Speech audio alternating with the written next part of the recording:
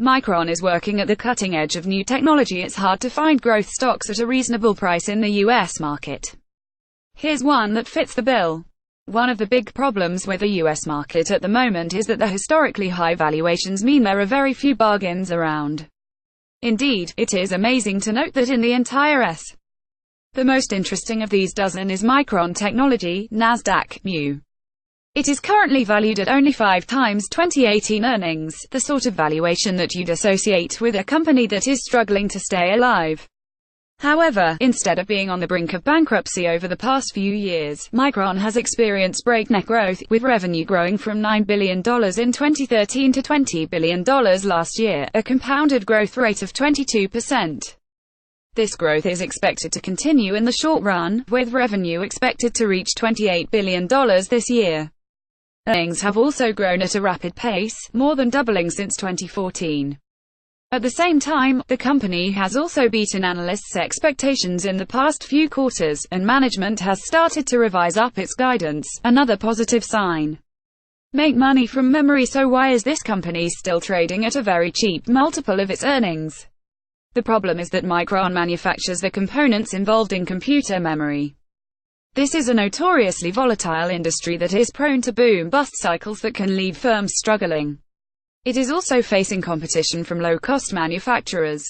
However, if you look at the financials, you can see Micron has done a decent job of staying ahead of the competition, with gross margins of more than 40% and double-digit returns on capital. The company has also been working to stay at the cutting edge of technology. It recently unveiled a new 3D memory storage chip 50% faster than its current products, which will help smartphone manufacturers add memory-intensive features such as facial recognition. At the same time, it has been working on keeping costs under control, and making moves to diversify into areas such as cloud storage, in preparation for when memory markets turn down. Micron's shares also look attractive from a technical perspective, as they are only slightly below their 52-week high and above their 50-day moving average. Overall, I'd suggest you buy Micron at $48.31. While IG Index's minimum is 24 PEV per 1 cent, or £24 per $1, I'd suggest you consider a slightly higher level of £30 per $1. In this case, I'd suggest a stop loss of $32, 2/3 of the current price. This gives you a potential downside of £489.30. How my trades are doing this last fortnight demonstrated the danger of short-term trading.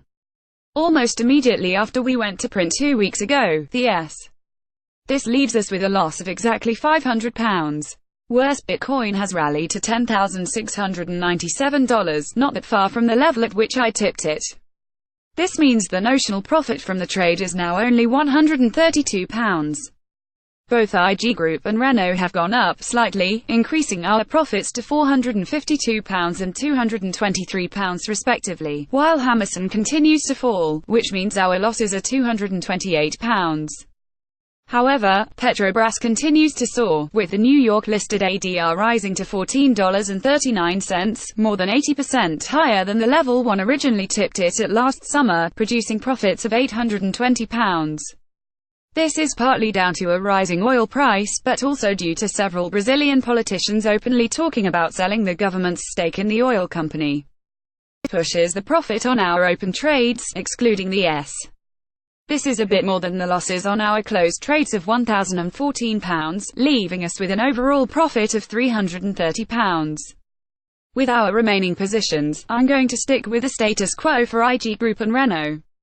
I'm also going to give Hammerson one more chance, but if it doesn't start improving, then I will recommend that you take your losses. I still think the Bitcoin bubble hasn't burst, so I recommend you sit tight for now. The big question is Petrobras. At 10 times 2018 earnings, and at a 7% premium to book value, it is no longer a value play. However, it still trades at a big discount to other major oil companies. So I'm going to increase the stop loss to $12, the 50-day moving average. Trading techniques, why it can pay to follow the shorts. Looking at recent price changes is one way to measure sentiment. But another way to do so is to look at the behavior of short sellers. Short sellers bet on the price of a share falling.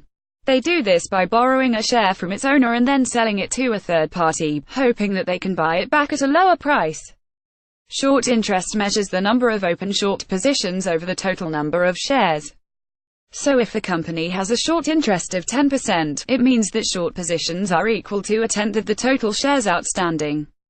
A high short interest implies the market has a heavily negative view of a company, though the investment implications of this vary depending on whom you ask. Contrarian investors would argue that a high short interest is a positive sign because it suggests a particular stock is oversold. They would also point out that short sellers are vulnerable to a short squeeze. This is where a sudden rise in price leads to short sellers rushing to cover their open positions by backing their shares to avoid further losses. This in turn could end up pushing the price even higher, further increasing the losses. However, studies suggest that in this case it might pay to follow the crowd, or at least one part of it.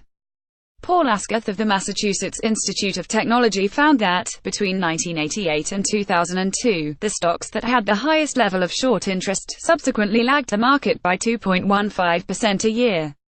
One possible explanation for this finding is that, because short selling is psychologically difficult, only the best traders tend to go into this area.